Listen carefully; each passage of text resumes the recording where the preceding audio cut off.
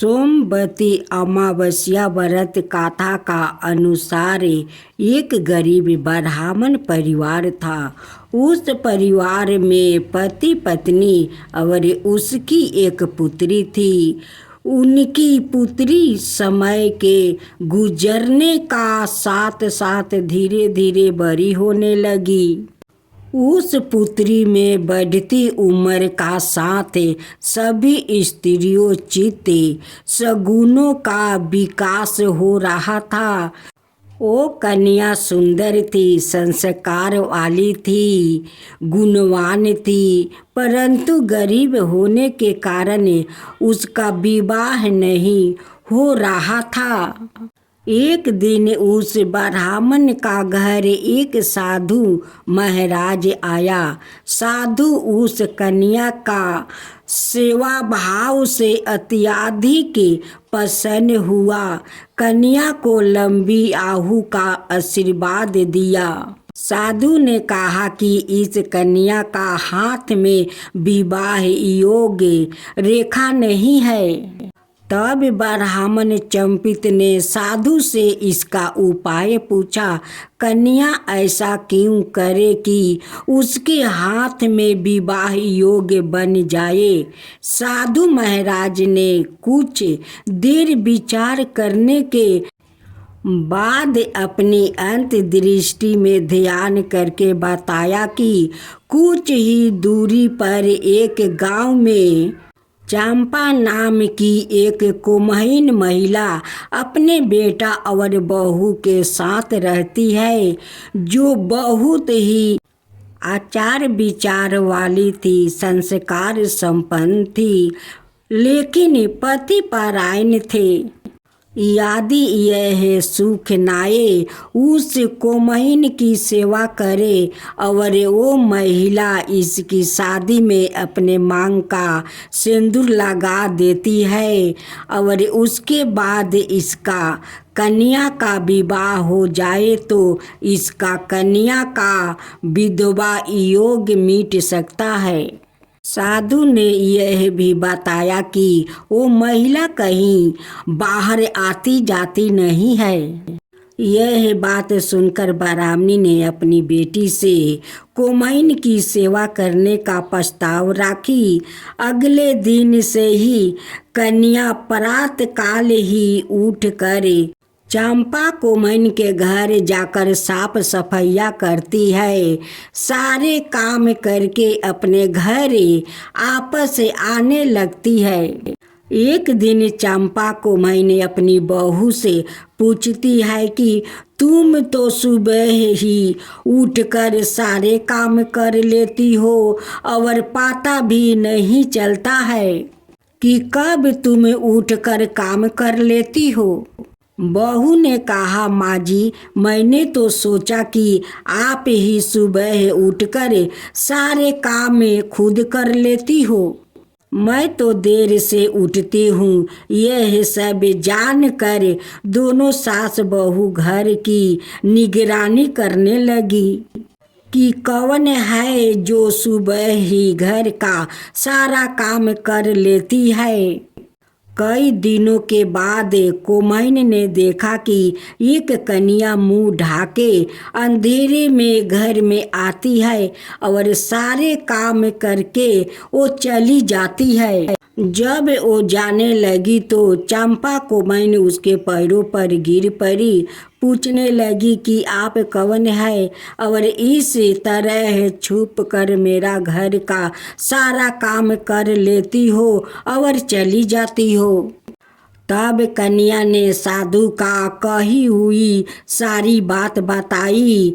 चंपा कुम्हीन पति परायण थी और उसमें एक किरण जैसा तेज था। वो तैयार हो गई। चंपा कुम्हीन का पति का थोड़ा अवस्था खराब था। उसने अपनी बहू से अपने लौट आने तक घर पर ही रहने को कहा। चंपा कोमन ने जैसे ही अपने मांग का सिंदूर उस कन्या की मांग में लगा देती है, चंपा कोमन का पति मर जाता है। उसे इस बात का पता चल गया। वो घर से निराश जल ही चली थी, यह सोच कर कि रास्ते में कहीं पीपल का पेड़ मिलेगा तो उसे भौरी देकर और उसकी परिक्रमा करके ही जल ग्रहण करेगी। उस दिन सोमवती अमावस्या थी। ब्राह्मण के घर मिले पुए पकवान की जगह उसने ईंट के टुकड़ों से 108 बार भौरी देकर 108 बार पीपल के पेड़ की परिक्रमा की और उसके बाद जल ग्रहण किया। ऐसे करते ही उसके पति के मृतक शरीर में वापस जान आ गई। कोमैन का पति फिर से जीवित हो गया। अब आप सुने पीपल पथवारी माता की व्रत कथा। एक बुढ़िया थी, उसने अपनी बहू से कहा, तू दूध दही बेच के आ। वो बेचने गई तो रास्ते में औरतों पीपल पथवारी सींच रही थी। उसको सींचता देख कर बहू ने पूछा कि तुम यह क्या कर रही हो? औरत बोली कि हम पीपल पथवारी सींच रही हूँ। इसे सींचने से हमें अन्न और धन देती है। 12 बरस का बिछड़ा हुआ पति मिल जाता है। बहू बोली, ऐसी बात है तो तुम पानी से सींचती हो तो मैं दूध से सींचूंगी। गुजरी बहू रोजाना दूध दही बेचने नहीं जाती है। वो रोजाना दूध को पीपल में और दही पथवारी में सींचती है। सासू दूध दही का दाम मांगती है तो कह देती है, महीना पूरा हो जाने पर लाकर दूंगी। कार्तिक महीना पूरा हो गया। पूर्णिमा के दिन बहू पीपल पथवारी के पास जाकर बैठ गई। पथवारी ने पूछा, तुम मेरे पास क्यों बैठ गई? बहू बोली कि सासू दूध दही का दाम मांगी है। पीपल पथवारी बोली कि मेरे पास क्या दाम रखा है?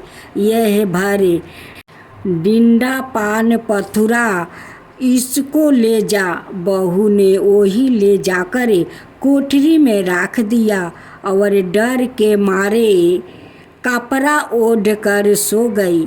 सासू बोली, पैसा लाई बहू?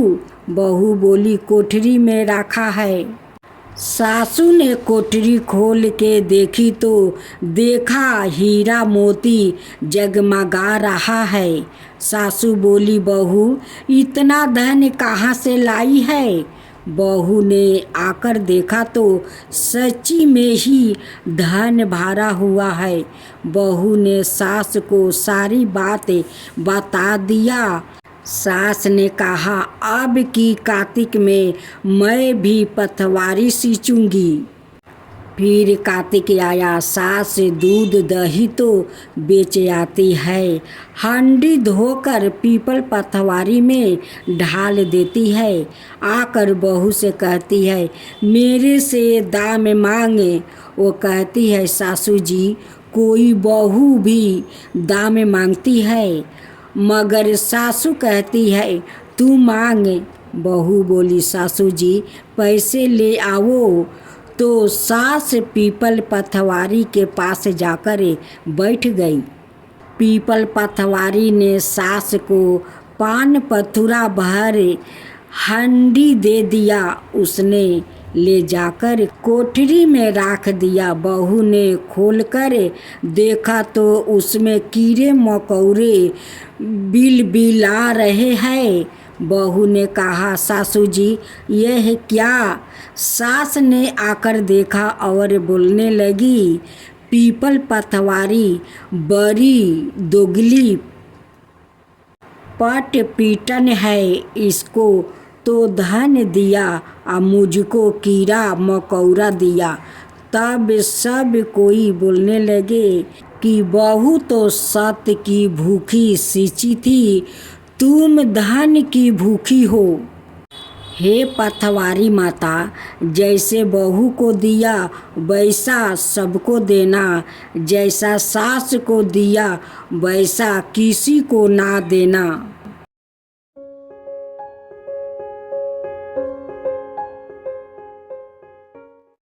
आज हम गणेश भगवान और एक बूढ़ा बूढ़ी का कहानी सुनाने जा रही हूँ।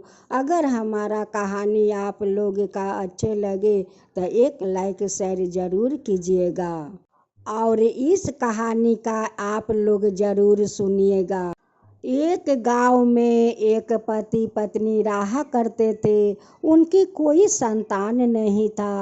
उनके पास एक रिक्शा था।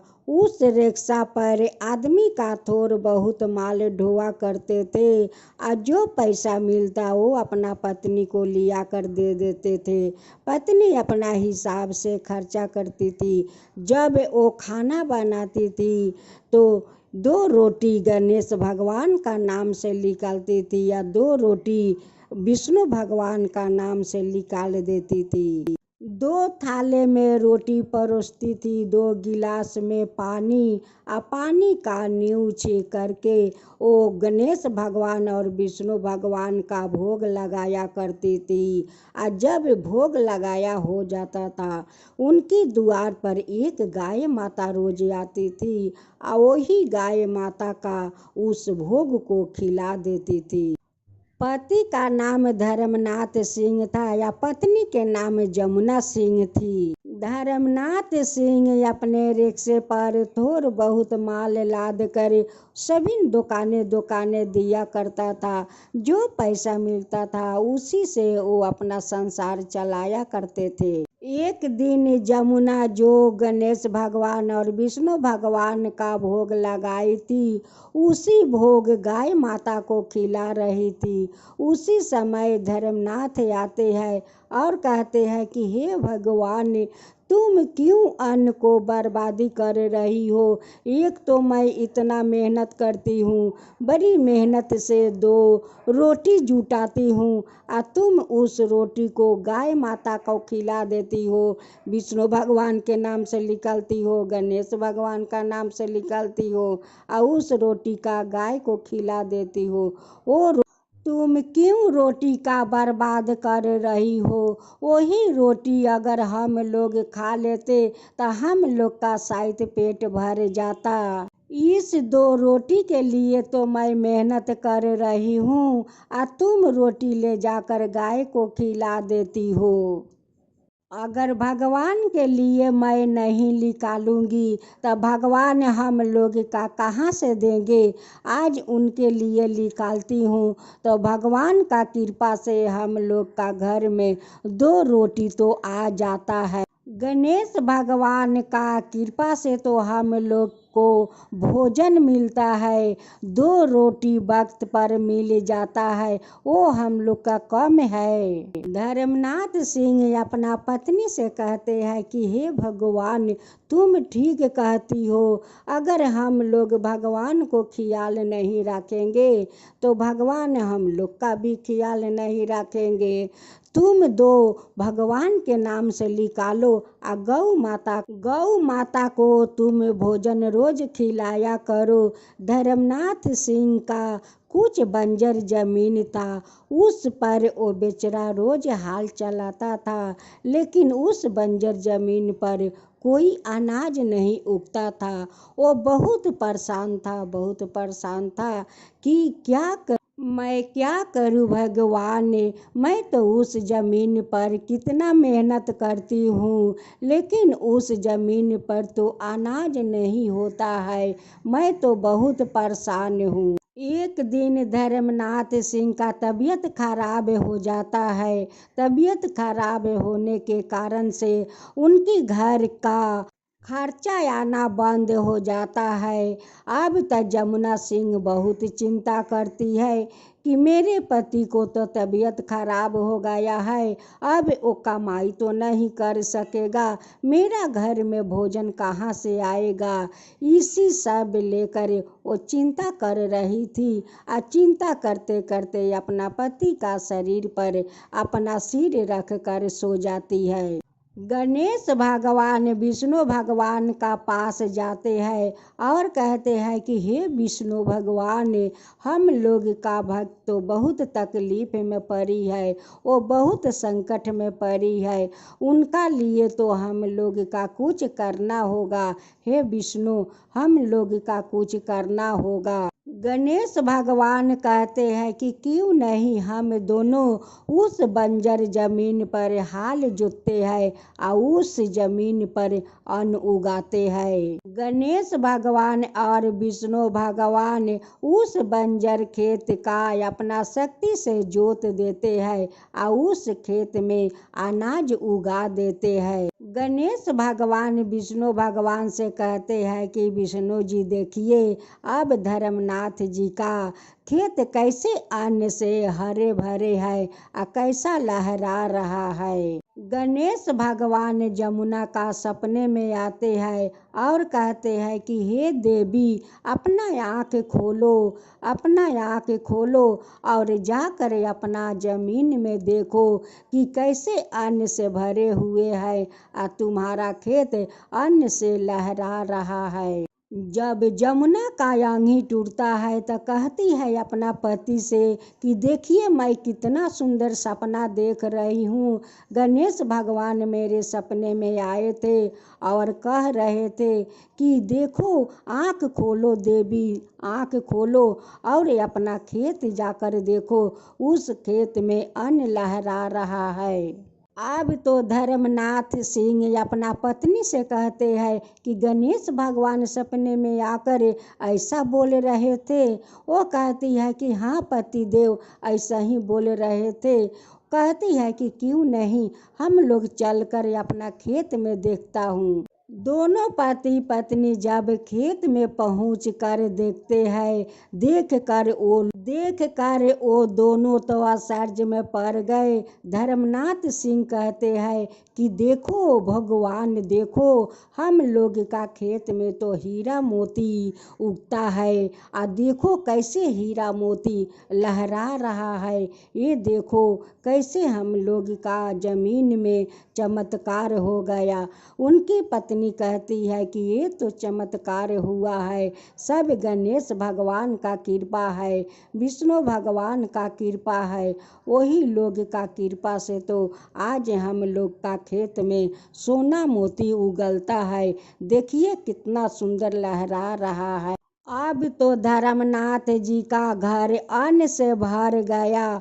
उनकी पत्नी कहती है कि हे पति देव, देखिए, जो रोटी मैं रोज गणेश भगवान का भोग लगा रही थी, उस रोटी का आज गणेश भगवान कर्ज उतार दिया है, विष्णु भगवान कर्ज उतार दिया है। देखिए, जितना खाया नहीं उतना तो आपको घर में धन भर दिया गणेश भगवान, उतना तो आपका घर में धन भर दिया। उस धर्मनाथ सिंह कह रहे हैं कि हाँ भगवान, तुम ठीक कह रही हो, जितना भगवान का भोग लगाई थी उससे ज़्यादा भगवान हम लोग का घर में धन भर दिया है। जमुना अपना पति से कहती है कि क्यों नहीं गणेश भगवान का मंदिर में हम लोग जाकर उन्हें धन्यवाद करूं। दोनों पति पत्नी गणेश भगवान का मंदिर में जाते हैं और जाकर दोनों हाथ जोड़कर गणेश भगवान का धन्यवाद करते हैं कि हे गणेश भगवान, आप तो मेरा घर धन से भर दिया, जितना मैं आपको भोग नहीं लगाया उससे कई ज़्यादा आप मेरा घर भर दिया। हे गणेश भगवान, मेरा तो घर भर दिया। गणेश भगवान फिर अपना एक और चमत्कार दिखाते हैं। जैसे गणेश भगवान का मंदिर से दोनों पति पत्नी बाहर निकलते हैं, वैसे गणेश भगवान एक साधु का रूप धारण करते हुए एक अपने हाथ में बालक लिए बाहर खड़े हुए थे। वो कहते हैं, ना जाने कौन ऐसी माँ इस बच्चा को रास्ते में फेंक गई है। अगर जिनका कोई संतान ना हो, अगर वो इस बच्चा का ले जाकर पोसती है तो बहुत अच्छा होगा। जमुना अपना पति से कहती है कि सुनते हो, हम लोग का तो कोई संतान नहीं है। अगर इस बालक को हम लोग गोद ले लेते हैं और लेकर पोसते हैं तो यही बच्चा एक दिन हम लोग का सहारा बन जाएगा। धर्मनाथ सिंह कहते हैं कि चलो भगवान, हम लोग उस बच्चा को गोद ले लेते हैं। दोनों पति पत्नी जाते हैं और कहते हैं कि हे साधु बाबा, हम लोग का तो कोई संतान नहीं है, इस बालक को हम लोग का गोद में डाल दीजिए, इस बालक को हम लोग पोसेंगे, इससे हम लोग बहुत सारा प्यार देंगे, इसको तो लार दुलार से हम लोग पालेंगे पोसेंगे। गणेश भगवान तो वो लोग का खेत में इतना सारा अन्न लहरा दिया कि कभी वो लोग का अन्न शेष नहीं होगा। गणेश भगवान तो वो लोग का कोई संतान नहीं था, फिर संतान दे दिया, वो लोग का जीने का सहारा दे दिया। एक दिन फिर से गणेश भगवान उस जमुना के सपने में आते हैं और कहते हैं कि देवी, अब तो तुम्हारा घर में कुछ के तो कमी नहीं है, अगर कमी हो तो बोलो, मैं वो भी पूरा कर दूंगी। जमुना कहती है कि नहीं भगवान, नहीं, अब मुझे कुछ का कमी नहीं है, घर में तो मेरा अन्न से धन भर गया है, आप तो मेरे गोद में संतान डाल दिया है, अब मेरा कुछ का कमी नहीं है भगवान, कुछ का कमी नहीं है, सब कुछ से मेरा घर भर गया है गणेश भगवान, सब कुछ से मेरा घर भर गया है। हे गणेश भगवान, जैसे उस औरत का घर में अन्न से धन भर दिया, उनकी संतान नहीं था, उन्हें संतान दे दिया, सब कुछ देकर उनकी घर पूरा कर दिया, खुशी लौटा। हे गणेश भगवान, वैसा ही सब का ऊपर कृपा कीजिए, सब का ऊपर कृपा कीजिए। जो आपका कथा कहता है, जो सुनता है, जो हुंकारी पड़ता है, उन सब का ऊपर कृपा कीजिए, उन सब का ऊपर कृपा कीजिए। जय गणेश भगवान की जय हो, गणेश भगवान की जय हो।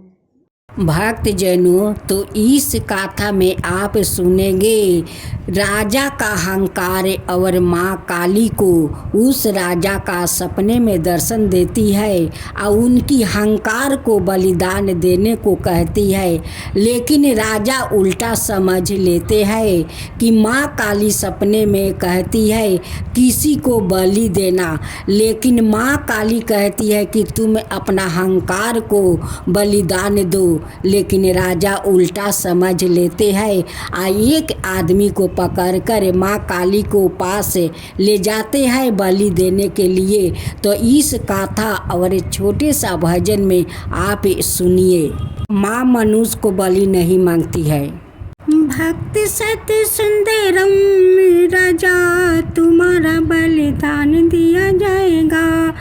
भक्त सत्य शिव सुंदरम राजा, तलवार उठा कर जय काली। संसार में हाहाकार मच गया, कोई रोने लगा, कोई भागने लगा, कोई आँख बंद करके बैठ गया, कोई चिल्लाने लगा, कोई मूर्छित हो गया, और कोई राजा को गालियाँ देने लगा। राजा समझता नहीं काली माता जी, देवी जो सब का शिव देखता है। किसकी मजाल जो उस पर हाथ उठा सके। राजा समझता नहीं काली माता जी, राजा समझता नहीं माता जी। देवी आदि मैं ना आती, और तू तलवार चला देता। यह तलवार तेरा ही मस्तक काट डालता। राजा समझता नहीं काली माता जी, राजा समझता नहीं माता जी। देवी राजा तू नहीं पहचानता कि ये ही महात्मा है, जिनको भगवान और जगत गुरु है। जैसे दो पद प्राप्ति है, जैसे दो पद प्राप्ति है। राजा समझता नहीं माता जी, राजा समझता नहीं माता जी। देवी इनका चरण कमल पर अपना सिर रख दो। आज से इनका अपना गुरु बना लो, और इनके उपदेश से जीवन का संचालन करना। राजा भक्त के चरण पकड़ कर मांगता है क्षमा। राजा भक्त के चरण पकड़ के मांगता है क्षमा।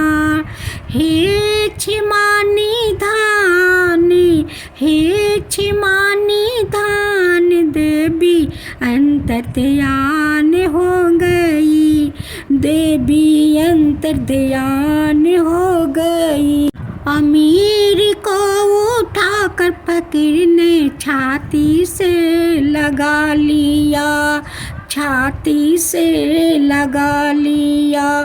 पहले तो प्रजा दुख के आंसू बहा रही थी, अब ओ सुख के आंसू बहाने लगी, अब ओ सुख के आंसू बहाने लगी। जय माँ काली, जय माँ काली। माँ काली कहते चलो, माँ काली का कृपा का गुण गाते रहो।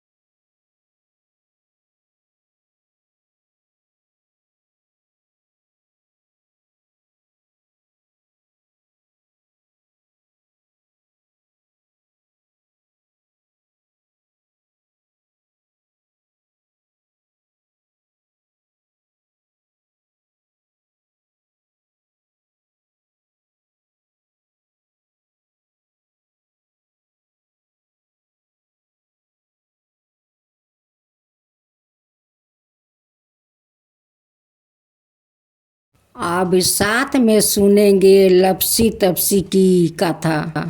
एक लपसी था, एक तपसी था। तपसी हमेशा भगवान की तपस्या में लीन रहता था। लपसी रोजाना सावा शेर की लपसी बनाकर भगवान का भोग लगाकर जिमा लेता था। एक दिन दोनों लड़ने लगे। तपसी बोला, मैं रोज भगवान की तपस्या करता हूँ, इसलिए मैं बारा हूँ। लपसी बोला, मैं रोज भगवान को सावा शेर लपसी का भोग लगाता हूँ, इसलिए मैं बारा हूँ। नारद जी वहाँ से गुजर रहे थे। दोनों को लड़ता देख कर उनसे पूछा कि तुम क्यों लड़ रहे हो। तपसी ने खुद के बारा होने का कारण बताया और लपसी ने अपना कारण बताया। नारद जी बोले, तुम्हारा फैसला मैं कर दूंगा। दूसरे दिन लपसी और तपसी नहाकर अपनी रोज की भांति करने आए तो नारद जी ने छुप कर 1.25 की एक एक अंगूठी उन दोनों के आगे रख दिया। तपसी की नजर जब अंगूठी पर पड़ी तो उसने चुपचाप अंगूठी उठाकर अपने नीचे दबा लिया। लपसी की नजर अंगूठी पर पड़ी, लेकिन उसने ध्यान नहीं दिया। भगवान को भोग लगाकर लपसी खाने लगा। नारद जी सामने आए तो दोनों ने पूछा कि कौन बारा है। तो नारद जी ने तपसी से खारा होने को कहा। वो खारा हुआ तो उसके नीचे दबी अंगूठी दिखाई पड़ी। नारद जी ने तपसी से कहा, तपस्या करने के बाद भी तुम्हारी चोरी करने की आदत नहीं गई, इसलिए लपसी बारा है और तुम्हें तुम्हारी तपस्या का कोई फल भी नहीं मिलेगा। तपसी शर्मिंदा होकर माफ़ी मांगने लगा। उसने नारद जी से पूछा, मुझे मेरी तपस्या का फल कैसे मिलेगा। नारद जी ने कहा, यदि कोई गाय और कुत्ते की रोटी नहीं बनाएगा तो फल तुझे मिलेगा। यदि कोई ब्राह्मण को भोजन करवाकर दक्षिणा नहीं देगा तो फल तुझे मिलेगा। यदि कोई साड़ी के साथ ब्लाउज नहीं देगा तो फल तुझे मिलेगा। यदि कोई दिए से दिया जलाएगा तो फल तुझे मिलेगा। यदि कोई सारी कहानी सुने लेकिन तुम्हारी कहानी नहीं सुने तो फल तुझे मिलेगा। उसी दिन से हर व्रत कथा कहानी के साथ लपसी तपसी की कहानी भी सुनी और कही जाती है।